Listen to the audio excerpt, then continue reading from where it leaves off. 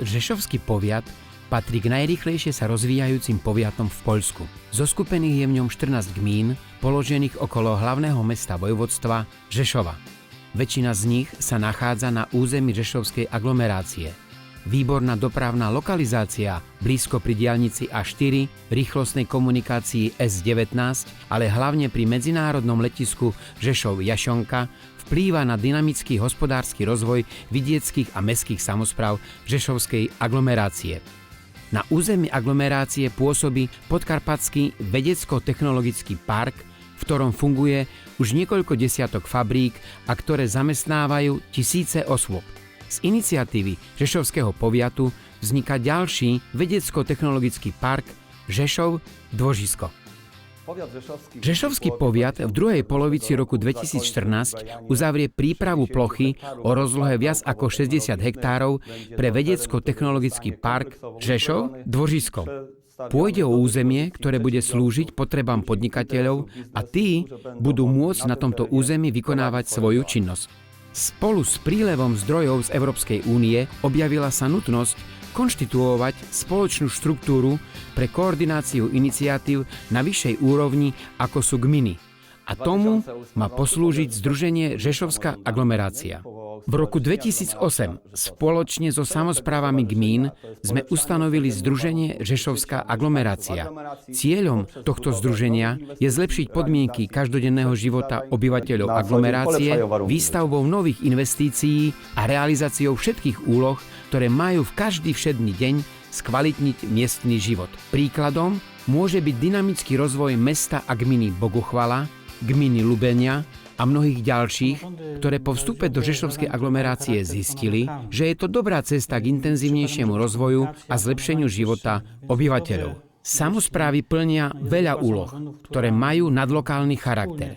Príkladom môže byť komunikácia, územné plánovanie. A teda je dobré, ak existuje skupina samospráv, ktoré spoločne čosi robia preto, aby riešenia boli previazané, aby sa obyvatelia necítili uväznení medzi hranicami, preto, aby kvalita služieb bola na vysokej úrovni. A k tomu je dobré, ak samosprávy sa zoskupujú, lebo ľahšie im je získať prostriedky únie. Podkarpatský región je prihraničný a pre samosprávy sú prirodzenými partnermi pre spoluprácu a na výmenu skúseností samosprávy zo susedného Prešovského kraja na Slovensku. Stretávajú sa obyvatelia, predstavitelia orgánov verejnej správy a podnikatelia. Vymieňajú si skúsenosti, všímajú si dobré príklady, ale predovšetkým spoznávajú sa. Nadväzujú priateľské i obchodné kontakty. Spolupracujeme s dvoma slovenskými mestami, mestom Vranov a Snina. Spolupráca sa začala výmenou mládeže a až neskôr sa do nej zapojili orgány. Ale spolupráca má veľmi dobrý priebeh. Nie je jazyková bariéra. Keď sa stretneme, tak si veľmi dobre rozumieme. Máme podobné problémy, podobný stupeň hospodárskeho rozvoja. Vymieňame si skúsenosti, názory, pomáhame si a mám také presvedčenie, že sa táto spolupráca bude rozvíjať. Snina je pekné mestečko na severovýchode Slovenska v historickom regióne Zemplínu. Mestečko opravené, zachované, nastavené na rozvoj turistického ruchu s dobrou základňou pre oddych. Okolie Sniny patrí k ekologicky najčistejším územiam v Európe. Mesto Snina s viac ako 20 000 obyvateľmi je najvýchodnejším mestom Slovenska. Máme veľmi blízo k hraniciam ukrajinským, len takmer 30 kilometrov a rovnako blízko k hraniciam s Poľskom.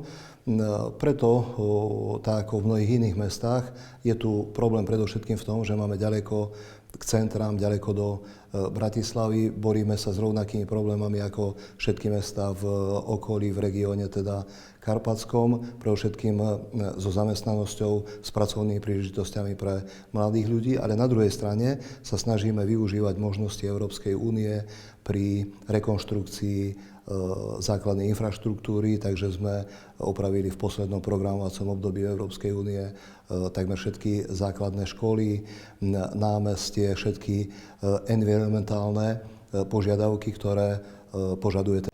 Žešovský poviat vzhľadom na svoju polohu a panujúce podmienky, susedstvo hranice so Slovenskom, ale taktiež ako člen Združenia Karpatský euroregión, realizuje veľmi široko poňatú spoluprácu so slovenskými samosprávami.